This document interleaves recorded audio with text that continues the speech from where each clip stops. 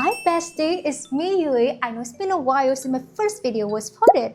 Anyway, today was still my second day of the series, 100-day journey to become an UIUX designer. Okay, what I'm gonna do for this day?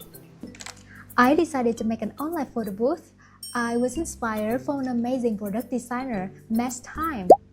Her work is so amazing, it just made me want to try it myself. Why not? Let's break down my process. First, I rewatched her video to break down the process and understand exactly what I needed to do step by step. Next, I started striking some illustrations in my own style. I know that's still a work in process, but yeah, my style. Then, I jumped into Figma and started the layout. This time, I really tried to use a rig system to align all the images and components properly.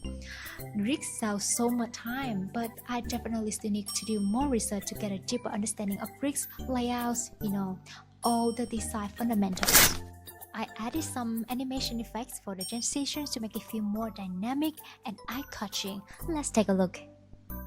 For the intro, I used a digital animation with a linear curve. Moving on to the countdown, I used an instant interaction with an after delay trigger of 800 milliseconds.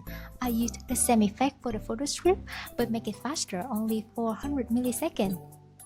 And for the review, I applied a smart anime effect with a custom spring curve and a duration of around 790 milliseconds. The final sensation, showing the number, runs a little bit slower to complete the effect.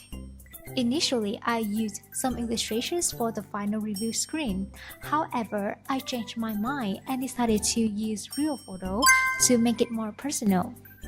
Ta-da! Here's the final result. I hope this video gives you some fun ideas and inspiration.